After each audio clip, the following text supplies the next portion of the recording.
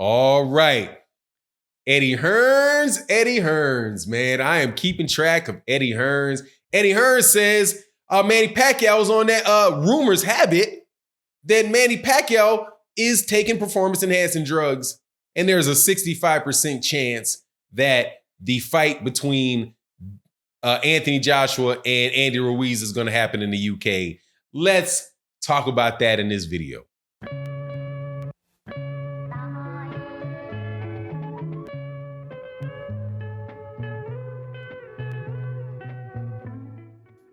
All right, welcome back to the channel, subscribers. If you are not subscribed, please subscribe and hit the bell icon, and that way you can be notified of when we release more videos.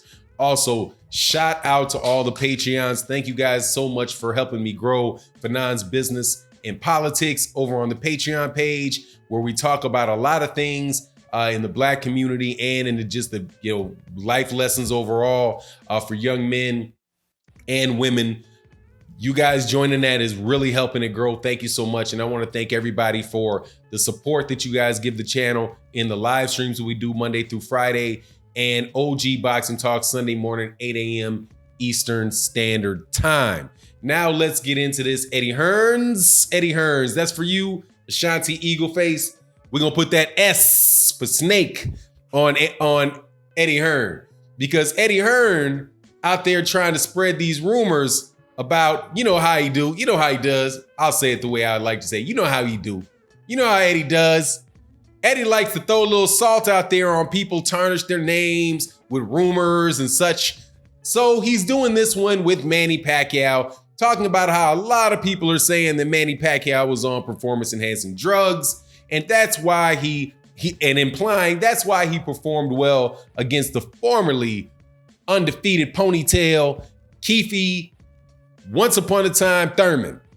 So let's address that, man, because this is another tactic. And that's why I said I make videos about Eddie Hearn, because I don't think that there's anybody that you can pay attention to in boxing that will show you just more in your face the snake-like and underhanded media manipulation that you get, right? Manny Pacquiao has had rumors surrounding him for years about performance-enhancing drugs. And yes, there were some shady, because I'm talking to some supporters of the channel who are going to say, Fanon, that boy doping. No, I do not know that he's doping. And I do not claim that people are doping unless I am pretty sure that they are. Manny Pacquiao, I will not go out there and say that about Manny Pacquiao. I'm going to let that ride. I think it is just enough to give the dude credit for what he does in the ring. He's already lost I did a video earlier today, or it'll come out before this or after this, about where I think Manny Pacquiao stands as a great fighter, right? I think the dude is a great fighter. I do believe that he fought for several years at least clean, and he's done some very good things clean. He's an 8-division champ, all that. I don't really want to do that with Manny Pacquiao. There are some fighters, though, that, not to be truthful, that I will come out and say, look, man, get out of here. That one's obvious. But I don't really do that with Manny Pacquiao, man. I tend to pay a little bit more respect to Manny Pacquiao, because I really do think that the dude's a great fighter, an extremely talented athlete, and he's just been absolutely terrific. He's been absolutely terrific for boxing. His fans have not necessarily been terrific for boxing, but he's been terrific for boxing. But when I look at Eddie Hearn letting these innuendos go out, let's also remind, Eddie Hearns, do you remember Anthony Joshua and how people have been whispering for years about Anthony Joshua's 6'6", 155-pound frame with therapeutic use exemptions for steroids? Do you remember not sitting right at a table with Jarrell Big Baby Miller, Jarrell Big Steroids Miller, in your face saying he gets therapeutic use exemptions in the UK, that being therapeutic use exemptions for testosterone? And for people that don't know what that is, let me tell you what that is. That's doping. That's legal doping, is what Anthony Joshua was accused of. Legal doping. Well, what is legal doping, Fanon? If you get an exemption for something that is a banned substance, they say it's okay for you to take it. So even though that performance enhancing drug is in your system, you don't get penalized for it because they allowed you to do it. So in the case of the accusation around Anthony Joshua, they said Anthony Joshua was allowed a therapeutic use exemption to take testosterone. We all know that synthetic testosterone or testosterone or extra testosterone is a performance enhancing drug and it's banned by everybody. But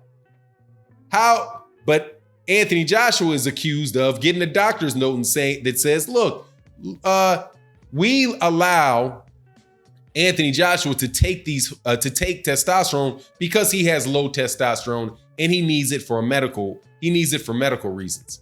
So he winds up being able to use testosterone.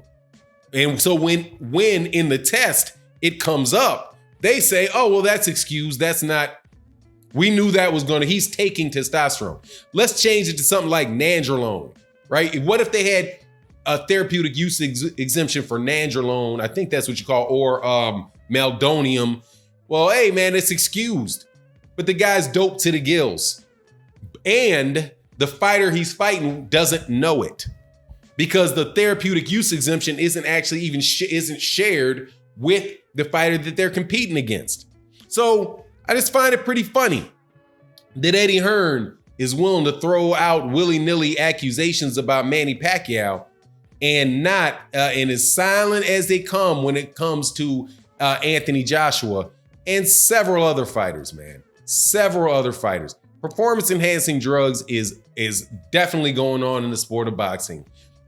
Whether it is just cloak and dagger, where they're just trying to get over something like Jarrell Big Baby Miller in a fight that was going to take a place against Anthony Joshua, or if it's a therapeutic use exemption. There were so many therapeutic use exemptions being taken advantage of in the MMA that I do believe that the state of Texas, it's either the state of Nevada or California, but I think it's Nevada, said no therapeutic use exemptions for testosterone at all, because that's a big loophole that people are taking advantage of, and we got to stop it because not all these people got problems with not everybody out here got problems with their testosterone levels, okay? You guys are probably hiring a doctor that doesn't mind taking that extra cash and giving you a prescription or writing your allowed to dope notes.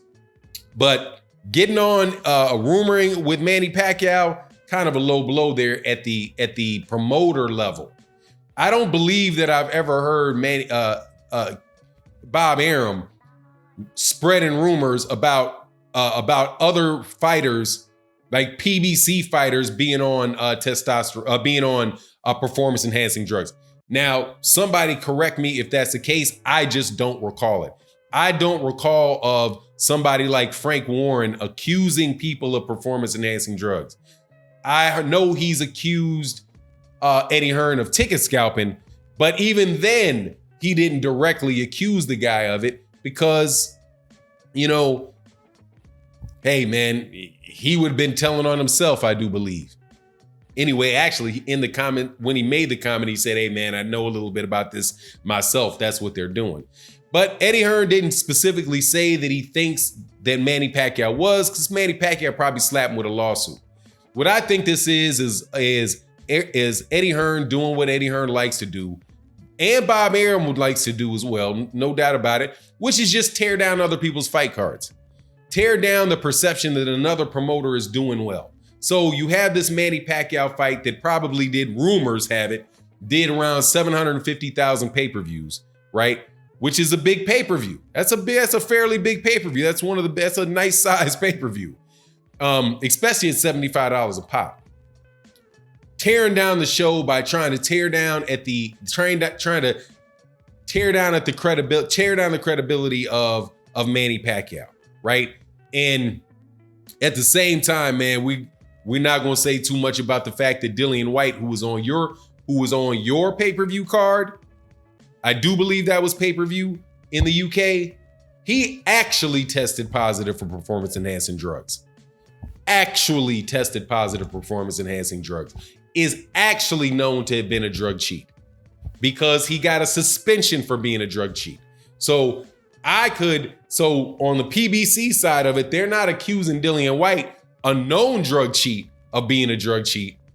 It's Eddie Hearn and Matchroom accusing somebody that has never tested positive for anything of being a drug cheat. So, you know, man, it's just funny how boxing works. We'll see how this continues to go. Also, Eddie Hearn said that he believes it's a 65% chance that the fight between Dillian White and, not Dillian White, that the fight between Anthony Joshua and John Ruiz is going to be in the UK, which pretty much means that he doesn't know where it's going to be.